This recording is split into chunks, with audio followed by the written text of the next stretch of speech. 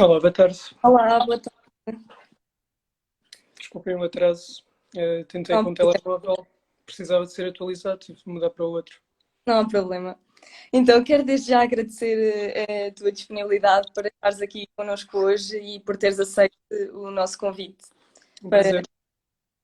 Ok. Então, penso que podemos dar início à sessão. Então, em primeiro lugar, gostaria que me explicasses um pouco do teu percurso na juventude partidária da Iniciativa Liberal. Pronto, para começar, não sou assim tão jovem. A razão para não existir uma juventude propriamente dita na iniciativa liberal é porque nós acreditamos que as pessoas, independentemente da idade, podem contribuir de forma concreta para as políticas do partido.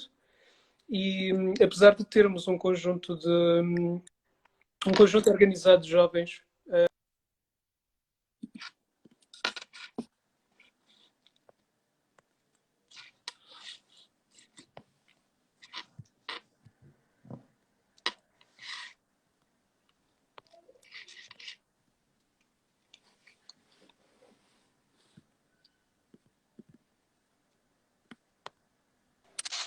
Ok, estamos de volta.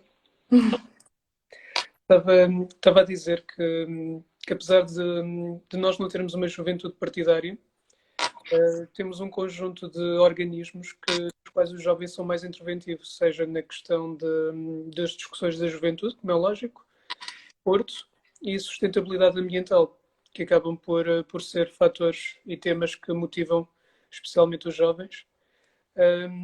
Mas eu sou o coordenador da Iniciativa Liberal no Distrito de Coimbra e lá está.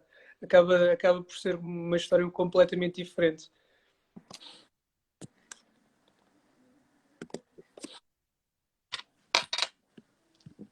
Ok. Hum, Quais é que são os principais valores da Iniciativa Liberal que representas? Ok, então vou-vos contar primeiro um bocadinho sobre a minha história pessoal e aquilo que depois me leva a querer ajudar a Iniciativa Liberal a crescer. Uhum.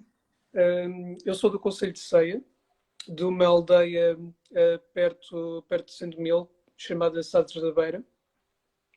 Uma família de operários de lanifícios, na altura em que ainda existiam empresas de lanifícios no Conselho. E, como é lógico, não havia grandes visões de mundo, não é? Grandes oportunidades para aquilo que poderia ser o meu futuro. A preocupação do meu pai na altura era eu ter a possibilidade de tirar partido do ensino para poder, através do ensino, ter oportunidades profissionais. Como qualquer pai, a preocupação dele era que eu tivesse uma formação adequada para poder ter um bom emprego e, com isso, ter um bom salário e uma boa vida. Mas quando nós vamos olhar à nossa volta em Ceia, Ceia não é propriamente conhecida como um destino de ensino de alta qualidade. Então ele acabou por me mandar embora. Ele mandou-me para o Fundão, para o seminário do Fundão, na altura, porque encarava e olhava para o ensino, neste caso de seminário, como sendo uma oportunidade para escapar àquilo que era o ensino público. Não sei se por isso, mas tive a oportunidade de aprender com ótimos professores, ter um percurso do ponto de vista de formação humano e académico muito bom, e isso acabou por me abrir oportunidades quando decidi escolher o ensino superior. Em vez de entrar num curso simplesmente porque os meus amigos achavam que era um bom curso, eu já tinha a possibilidade de ter um espírito crítico e perceber onde é que eu queria trabalhar, o que é que eu queria fazer. E isso não acontece muitas vezes na maior parte dos jovens que estão a confrontar-se com o final do 12º ano e que querem fazer uma escolha consciente daquilo que vai determinar o seu futuro profissional. Apesar disso, eu acabei por escolher a engenharia de materiais, numa altura em que ninguém dava valor à engenharia de materiais, mas começava-se a falar de nanotecnologia, começava-se a falar da aplicação de nanotecnologias em todas as áreas, em especial na área da saúde.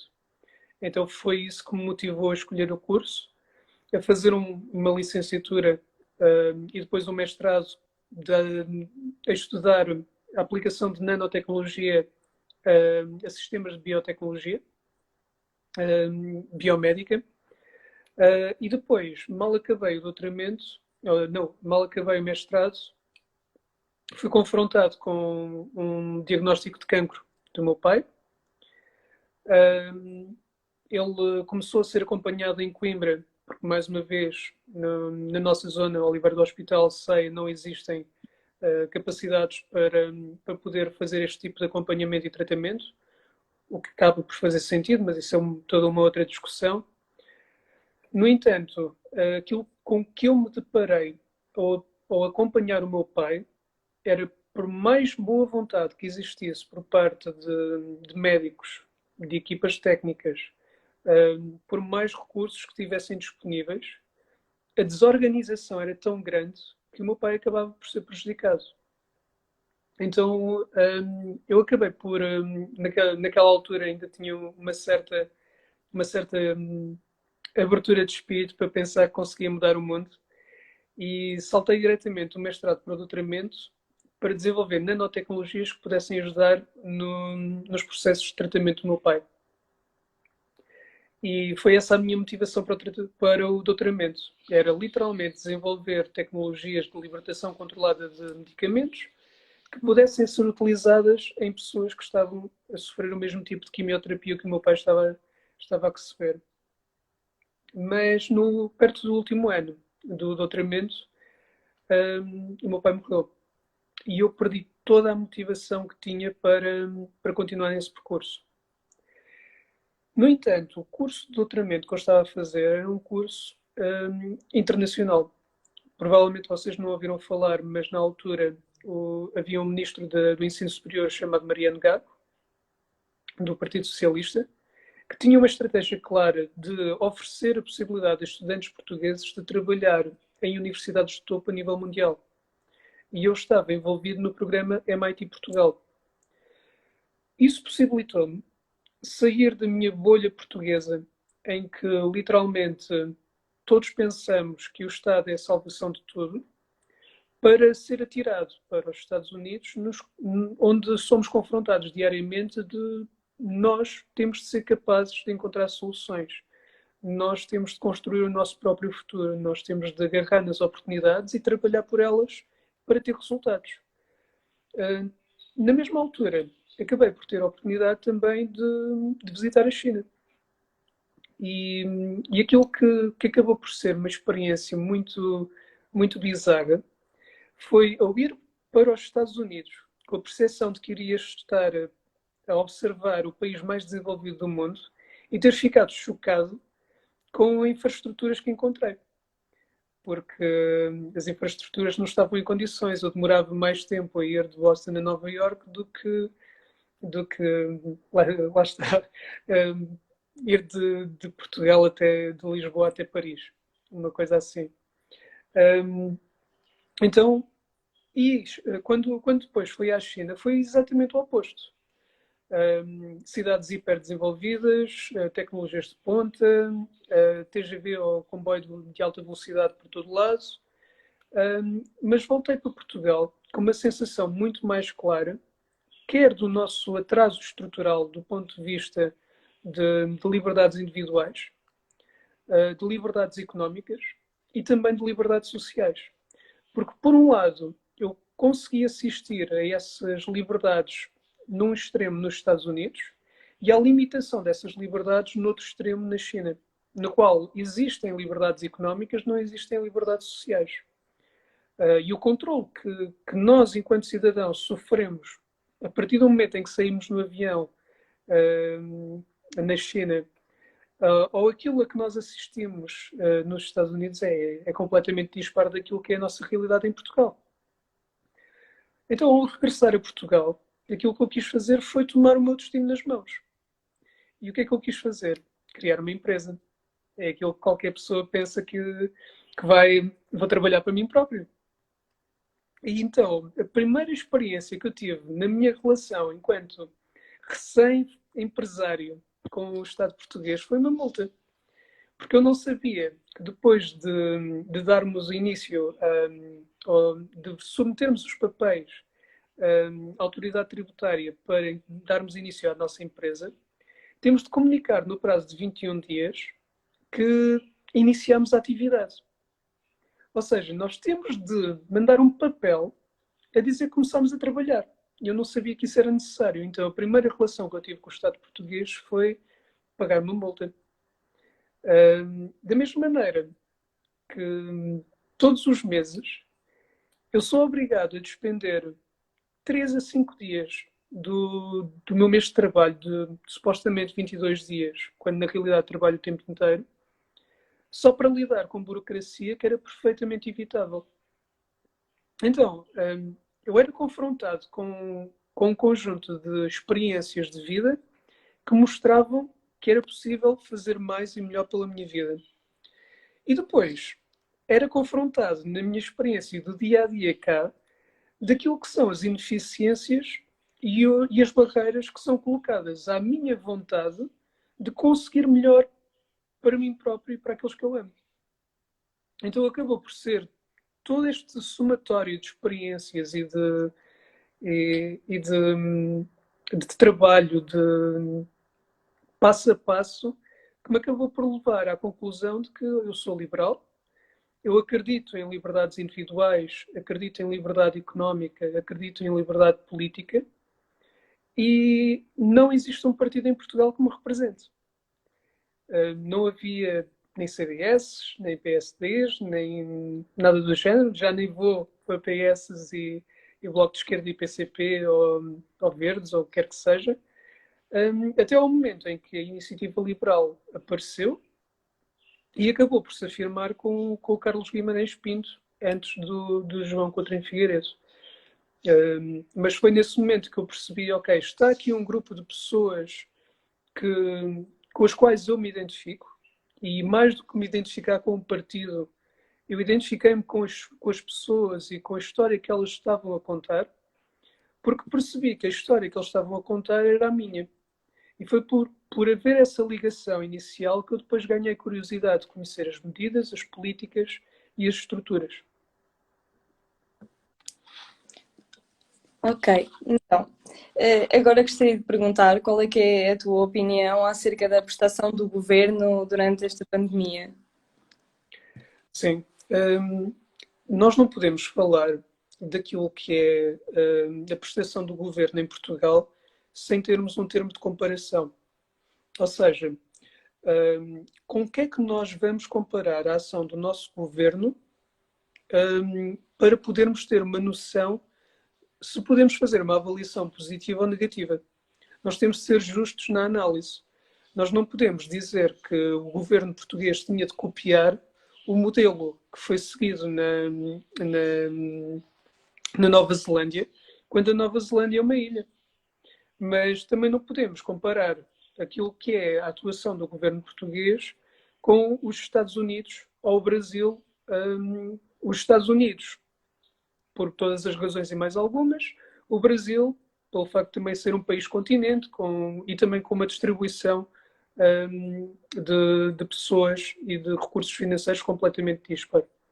Então, vamos tentar encontrar aqui um padrão que seja mais próximo do nosso. E o padrão mais próximo que nós temos são os outros países da União Europeia. E podemos também fazer uma análise espalhada no tempo. Vamos comparar aquilo que foi a realidade no início da pandemia, que foi há um ano, não é? Em março do ano passado. O que é que aconteceu nessa altura e porquê é que aconteceu?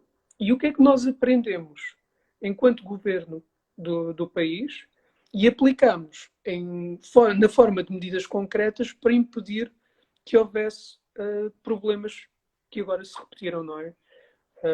Então nós acabamos por começar a primeira fase da pandemia como um dos países modelo da União Europeia, em que tínhamos, quer do ponto de vista de mortes por milhão de habitantes, como também de infectados, dos valores mais baixos da União Europeia, para depois sermos confrontados agora no início de 2021 com o facto de sermos o pior país do mundo, tanto do ponto de vista de mortes, como do ponto de vista de contaminados por milhão de habitantes.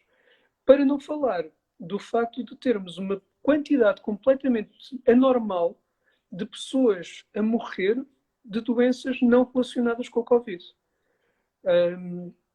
Então, o ponto de partida que eu queria fazer era, vamos olhar para o que aconteceu em março do ano passado, vamos olhar para o que aconteceu no início deste ano e vamos tentar perceber se podemos fazer uma avaliação positiva ou negativa da atuação do governo. E, na minha opinião, é negativa. Porquê? Porque claramente não aprendemos nada com aquilo que foi as boas e más experiências do ano anterior. E um exemplo muito concreto. Nós ainda hoje continuamos sem saber porque é que não houve, desde o início, em março do ano passado, protocolos a serem assinados com todo o tipo de hospitais, sejam eles pertencentes a misericórdias, sejam eles pertencentes a privados, sejam eles pertencentes ao setor social, às fundações e outras coisas do género, de maneira a que o Serviço Nacional de Saúde se pudesse focar no combate ao Covid. No entanto, os utentes portugueses poderem continuar a ser acompanhados nas suas consultas, nas suas análises clínicas, nos seus exames médicos. Porque aquilo que na realidade está a acontecer e que nós olhamos para os números e infelizmente os números não mentem, é que tivemos um número completamente anormal de mortos que claramente não foi por Covid e que tem de ter uma explicação. E essa explicação está no facto de ter havido uma má comunicação por parte do governo daquilo que eram os riscos associados à doença, ao facto de ter sido instalado um medo quase irrefletido por parte da comunicação social, por parte de agentes políticos, por parte de agentes públicos, que em vez de educar e de consciencializar as pessoas para os riscos, mas pedir-lhes que tivessem atitudes responsáveis, não apenas para com os outros, para evitar a contaminação, mas também em relação a si próprios e ao seu bem-estar e à sua saúde. E como não houve forma de oferecer um caminho a estas pessoas para poderem continuar a ser acompanhados pelos seus médicos com problemas cardíacos, com problemas embolias, qualquer tipo de problema que causa mortes, levou a este excesso de mortalidade. Da mesma maneira que não é preciso ser médico, nem é preciso ser uma pessoa especialmente consciente, para saber que nós, nos próximos anos, vamos sofrer consequências muito sérias da falta de diagnósticos de cancro que nestes últimos meses não foram diagnosticados. Ou seja, o facto de não haver as rotinas normais de avaliação de rastreio do cancro da mama, de rastreio do cancro da próstata, de rastreios colonoscopias pelo cancro do intestino. Nós estamos a falar em pessoas que teriam todas as condições para, com o devido acompanhamento médico, fazerem um tratamento rápido e, eventualmente, evitar o desenvolvimento da doença. Quando estas pessoas voltarem a ser observadas pelo médico, pode já ser tarde demais. E se agora quisermos usar um argumento económico, podemos também usá-lo, que é dizer, um diagnóstico precoce de uma doença deste tipo tem custos muito mais baixos para o erário público, para o Serviço Nacional de Saúde, do que depois todo o tratamento e cuidados necessários de um diagnóstico tardio. Eu estou a focar isto também na componente de saúde, mas podemos dar o salto à parte económica. Claramente, também há uma abordagem irracional em relação à liberdade económica nos estados de emergência. Eu não considero minimamente aceitável que restringam a liberdade de um café de vender café. mais do que restringir um café de vender café, deveria haver um cuidado e uma preocupação por parte do governo e por parte das autoridades públicas, entre elas as polícias, de consciencializar as pessoas para os comportamentos certos ao dirigirem-se a um café e a uma pastelaria. Vai-se comprar o café, sai-se com o café e não se fica a conviver. Mas, mais uma vez, nós não podemos pedir ao governo que proíba as pessoas de se juntarem na rua, mas podemos pedir ao governo que procure ter uma comunicação simples, direta e assertiva, que consciencialize as pessoas para os riscos, que lhes dê uma noção clara do que é que pode acontecer e porquê é que pode acontecer e como elas se devem comportar de maneira a haver um respeito e uma segurança mútuas.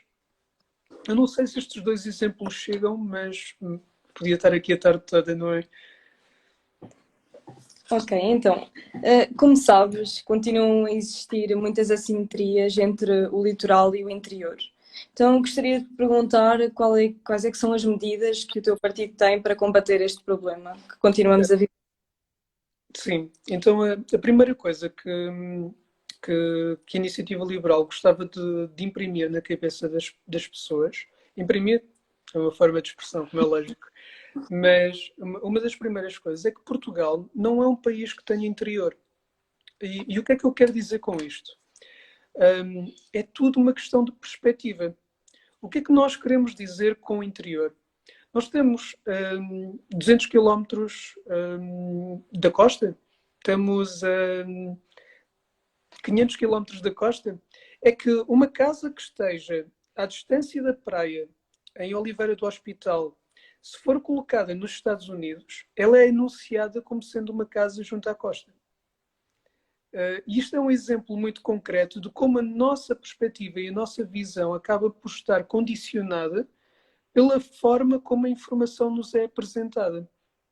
Então, nós próprios consciencializamos-nos em Portugal de que existe o interior e existe, quando na realidade aquilo que nós vemos, quando olhamos para os nossos mapas de distribuição de população, os nossos mapas de distribuição de riqueza, os nossos mapas de distribuição de equipamentos públicos e de instalação de empresas privadas, é que na realidade nós temos um desfazamento entre a costa e o interior, mas principalmente uma macrocefalia de Lisboa e da área metropolitana de Lisboa em relação a todo o resto do país. E porquê que eu quero tocar neste ponto? Porque um dos fatores mais importantes para a iniciativa liberal é aquilo que a gente chama, não é regionalização, mas é uma efetiva descentralização da capacidade de tomar decisões. Nós não precisamos de constantemente pedir autorização a Lisboa para fazer alguma coisa.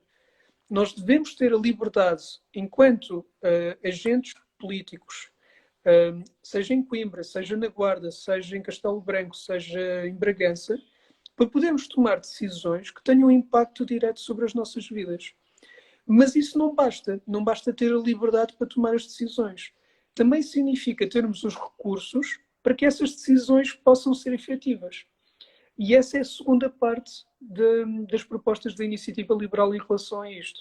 Não basta descentralizar a atribuição de responsabilidades, é preciso dar a alocação financeira do orçamento que possibilite que essas decisões sejam efetivamente aplicadas para o bem-estar das pessoas que as tomam. E literalmente é um pouco esta a estrutura da iniciativa liberal em relação a isso. Primeiro, nós não vivemos um drama de interiorização em Portugal, porque Portugal, pelas suas dimensões e características, não deveria ter um interior. Por outro lado, nós temos de olhar para o verdadeiro problema, que é o centralismo existente na capital, e procurar que haja uma efetiva descentralização com a atribuição não apenas das responsabilidades, como dos recursos para que as coisas funcionem. Ok, então, agora passando para outro tópico, qual é que é a tua posição acerca do ensino público e do ensino privado? Qualquer um dos dois é bom.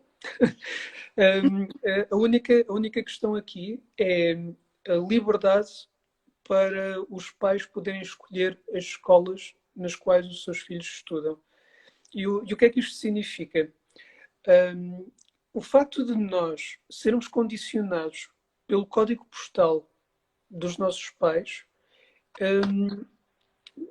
não faz sentido. Não faz sentido.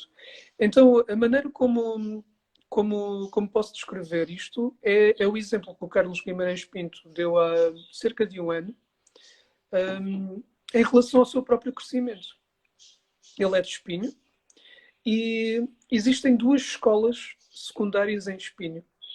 Uma que está na zona pobre da cidade, outra que está na zona rica da cidade. Como vocês imaginam, aquilo que acabava por acontecer, os professores, os melhores professores e os melhores equipamentos estavam na escola pública da zona rica e os piores professores e os piores alunos estavam na escola da zona pobre. Qual é que é a dinâmica que vai possibilitar que o elevador social funcione aqui? Não há hipótese. Então, a maneira como a iniciativa liberal olha para a realidade da escola pública, e falamos da escola pública privada, do ensino, é a liberdade dos pais poderem escolher onde efetivamente gostariam que os seus filhos pudessem estudar. E isso significa que o governo definia um orçamento por aluno, e aqui podemos basear-nos naquilo que são os custos por aluno numa escola pública. E depois seria constituído uma espécie de cheque ao qual os pais poderiam selecionar qual a escola no qual os seus filhos poderiam usufruir esse cheque. Ou seja, não havia uma transferência direta de dinheiro do Estado para a família. Aquilo que havia era uma escolha consciente dos pais em relação ao projeto educativo no qual queriam inserir os seus filhos. Então, isto iria possibilitar o quê? Por um lado, um pouco de aumento de concorrência das escolas públicas com as privadas. E quando eu falo nisto, em que sentido? Não é no sentido dos resultados, é no sentido da qualidade dos projetos educativos. Porque se começasse a haver uma fuga massiva das escolas públicas para as escolas privadas, haveria um incentivo direto por parte das equipas docentes e da administração das escolas públicas para aumentar o nível do ensino e do trabalho realizado em prol da comunidade, de forma a corrigir este desequilíbrio. E aqui acaba por funcionar também um pouco aquela ideia de mercado, em que são os melhores projetos aqueles que acabam por conseguir melhores vendas, não aquilo que é instituído pelo Estado. O Estado define um conjunto de regras que vão balizar a maneira como estas entidades se vão comportar. Ou seja, tem um papel regulador. Uma vez isso feito, quais é que são os currículos, quais é que são as regras de avaliação, quais é que são as estruturas de horários, o que quer que seja. Uma vez isso feito, existe liberdade por parte das escolas públicas e das escolas privadas para trabalhar segundo estas regras para apresentar aos pais o melhor projeto educativo. Eu acredito, pessoalmente, que tendo os pais liberdade para escolher, eles iriam ser conscientes na escolha das escolas para os seus filhos, tendo como princípio de que iriam colocar os seus filhos no projeto educativo que mais oportunidades de sucesso teriam para o futuro deles. Ok. Então, se pudesses, neste momento, escolher um político mundial atual, quem é que escolherias? Um político. Só um. Então, eu neste momento foi eleita como primeira-ministra uma mulher na Estónia. E porquê é que eu vou buscar este exemplo? Porque há 20 anos atrás a Estónia ainda estava no bloco socialista, ainda fazia parte do bloco soviético e estava terrivelmente atrás de Portugal, do ponto de vista de desenvolvimento humano, do ponto de vista de desenvolvimento económico, do ponto de vista de liberdades sociais. Passados estes 20 anos, nós temos uma mulher como primeiro-ministro do país, um país que já ultrapassou Portugal nos índices de desenvolvimento económico, social e humano, e claramente as políticas seguidas pela Estónia em particular, esta pessoa em particular tem o especial sabor de ser também liberal. Então é essa a principal razão para a minha escolha. É olhar para um caso concreto de um país que há 20 anos atrás estava numa situação terrível, acabava de sair de uma ditadura comunista, acabava de sair de um período longo de pobreza extrema, e que em 20 anos consegue, de forma consciente, desenvolver um conjunto de políticas que possibilitaram aos seus cidadãos serem mais ricos, terem melhor qualidade de vida e competitividade a nível global. Como mulher, como primeiro-ministro. Muito bem. Então, última pergunta. Porquê que um jovem deve optar pela iniciativa liberal? Essa é uma ótima pergunta. Eu acho que a questão da liberdade é aquela que mais nos motiva. Porque, na realidade, eu quando era jovem, ou quando era mais jovem, eu queria ser feliz. E aquilo que eu via acontecer à minha volta não me deixava feliz. Os meus colegas a emigrar, os meus amigos a desistir dos seus sonhos e a aceitarem o pouquinho que lhes era oferecido num contrato de trabalho numa qualquer empresa. Os meus pais numa situação de dependência, não estou a falar de dependência material, mas de dependência daquilo que era o acesso a serviços de saúde, por, novamente, muito boa vontade, muita capacidade do capital humano, mas com uma falta de organização que os prejudicou de forma direta. Eu acho que os jovens deveriam pensar e ponderar de forma muito consciente, ver os programas, as ideias e as medidas da iniciativa liberal, porque acredito que se estiverem preocupados com o futuro em liberdade, com qualidade de vida, com desenvolvimento económico e com a criação de oportunidades, é o programa que neste momento em Portugal oferece essas garantias. Muito bem.